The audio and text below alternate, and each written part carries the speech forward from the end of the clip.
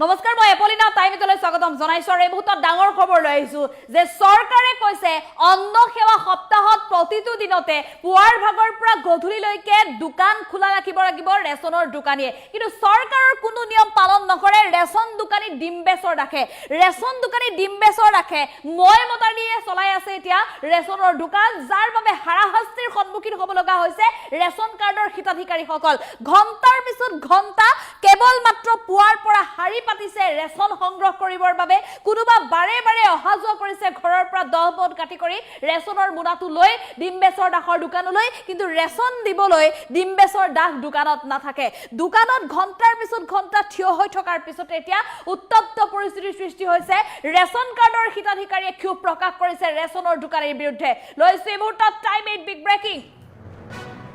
ration বিতৰণক লৈ সৃষ্টি হৈছে উত্তপ্ত পৰিস্থিতি সুলভ মূল্যৰ ৰেচন দিয়াৰ নামত ৰেচন দোকানীৰ চৰম মই মতালি পুৱাৰে পৰা হাৰি পাতি ঘণ্টাৰ পিছত ঘণ্টা থকাৰ পিছতো নাপায় ৰেচন চৰকাৰে নিৰ্দেশ দিলেও পালন নকৰে এই সকল ৰেচনৰ দোকানীয়ে ৰেচন দুপাৰ পিছতেই জাঙুৰ খাই উঠিছে এতিয়া শ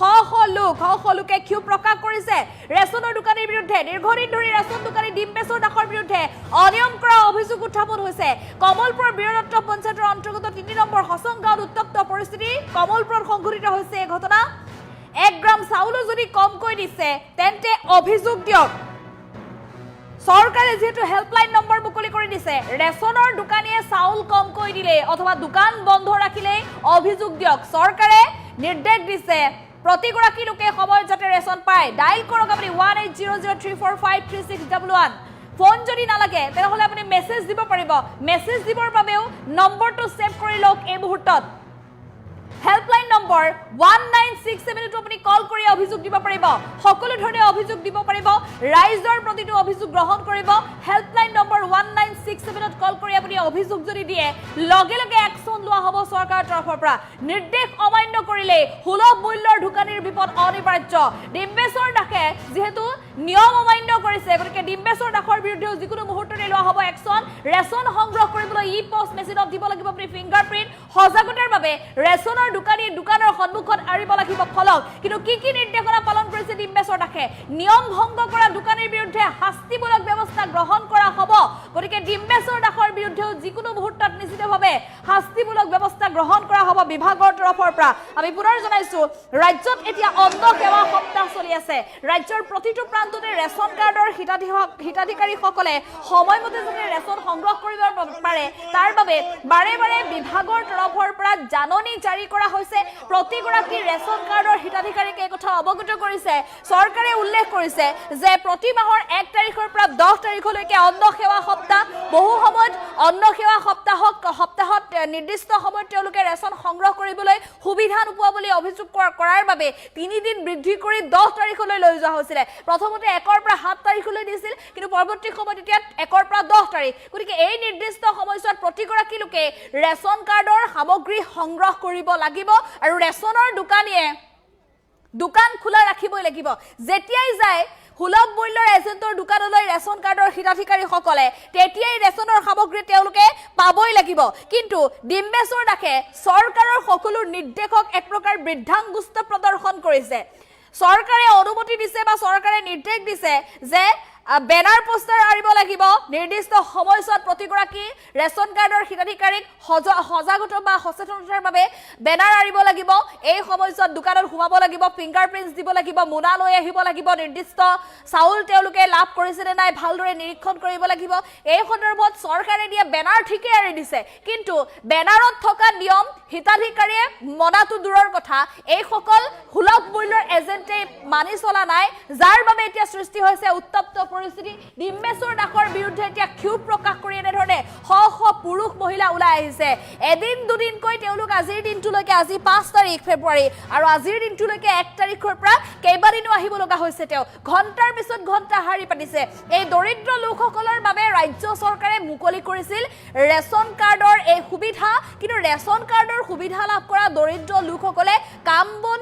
বাদ দি ৰেচনৰ চাউল কেইটাৰ কাৰণে থিয় হৈ থাকিব লগা হৈছে ভাবক তেওঁলোকে যাতে তেওঁলোকৰ সময়ৰ যাতে অপচয় নহয় তাৰ বাবে চৰকাৰে সময়সীমা ধৰি দিয়া হৈছিল 1 পৰা 10 তাৰিখ আৰু পুৱাৰ পৰা গধূলিলৈকে সুলভ মূল্যৰ এজেণ্টে দোকান খোলা ৰাখিবই লাগিব যেতিয়াই যায় এই সকল লোক তেতিয়াই তেওঁলোকক ৰেচন দিবই লাগিব কিন্তু ডিম্বেশ্বৰ দাসে কোনো নিয়ম নামানে ডিম্বেশ্বৰ দাসে ঘণ্টাৰ পিছত ঘণ্টা এই লোকসকলক থিয় কৰাই থৈছে চাওক ডিম্বেশ্বৰ দাসে এই লোকসকলক ঘণ্টাৰ পিছত ঘণ্টা থিয় কৰাই থৈছে ৰেচন কাৰ্ডৰ হিতাধিকাৰীসকলক এইসকলক থিয় কৰাই থৈছে আৰু যাৰ বাবে তেওঁলোক ক্ষোভিত হৈ পৰিছে কোনোবা বাৰে বাৰে যাব লগা হৈছে ডিম্বেশ্বৰ দাসে দোকান খুলিব সামগ্ৰী দিব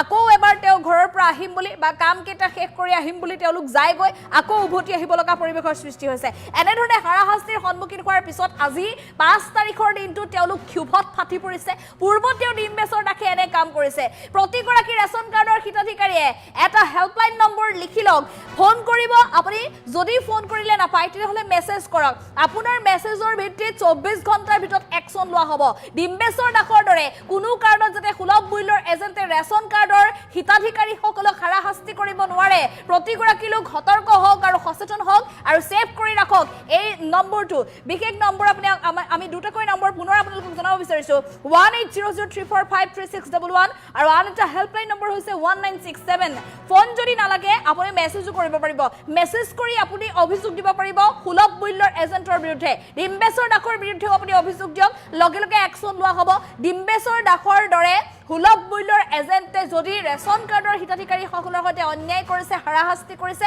তেনেহ'লে জেল যাব লাগিব চৰকাৰে নিৰ্দেশ দিছে চৰকাৰৰ নিৰ্দেশ যদি পালন কৰা নাই লগে লগে আপুনি অভিযোগ দিয়ক অভিযোগ দিবলৈ আপুনি নাপাহৰিব আমি ফোন নম্বৰ দুটা পুনৰ কৈছো হেল্পলাইন নম্বৰ আৰু মেছেজ কৰিব পৰা নম্বৰ আমি পুনৰ কৈছো 180034536611 হেল্পলাইন নম্বৰ 1967 এই দুটাকৈ নম্বৰত আপুনি কল কৰক আৰু যদি আপুনি ফোনত পোৱা নাই বিজি পাইছে ফোন তেনেহ'লে আপুনি ৰাতিপুৱা 6:30 বজাতে আছো আহি কেনে কাঠখন দি কেনে এতিয়া দোকানী নাই চাউলো পোৱা নাই এতিয়া ৰখি আছো সদায় সেনেকা প্ৰতি মাহে 12টা 1টা বজালৈকে ৰখি ৰখি আমি গুচি যাব লগা হয় আগৰ মাহৰ মই 3বাৰ এতিয়া আৰু 2 মাহৰ চাউল পাম মই ইটো মাহতে আৰু ইটো মাহৰ আৰু যা মাহৰ পাম এই মাহৰ পোৱা নাই চাউল দোকানী এতিয়া মানুহে নাই এতিয়া পলাইছে ৰাতিপুৱা 6টা বজাতে পলাইছে মানুহে নাই ইতিয়ানলৈকে দেখা দেখিয়ে নাই কাঠ ৰাতিপুৱাই পঠাই দিছো এতিয়া কাঠ দেউতা আছে লগতে কাঠখন মানুহে নাই যিহেতু আৰু এতিয়া আমি আৰু কি কৰোঁ এতিয়া দোকানী এতিয়া পঞ্চায়তৰ পৰা চাউল নেদে বুলি কেনে কৈ থকা চলে না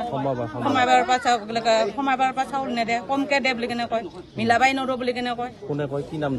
দোকানী ডিম্বেশ্বৰ দাস এইখিনি ঠাইৰ নাম কি 3 নম্বৰ হৈছে গাঁও 3 নম্বৰ আমাৰ কমলপুৰ সমষ্টিৰ অন্তৰ্গত বৰ্তমান বীৰত্ব গাঁও পঞ্চায়তৰ মধুগুচি সমবায় সমিতিৰ 3 নং হচং গাঁৱত আমাৰ তাৰমানে কি হৈছে প্ৰত্যেক মাহে তাৰমানে মানুহে চাউল নাপায় প্ৰত্যেকবাৰে তাৰমানে চাউল 2বাৰ 3বাৰ এনেকৈ নাপায় টিপ লয় কিন্তু চাউল নাহে আৰু মই জানিব পৰা মতে সমবায়ৰ পৰা তাৰমানে 37 কুইণ্টেল চাউল আহে বুলি কয় কিন্তু ইয়াত আহি পেলাই 30 কুইণ্টেলহে বোলে চাউল পায়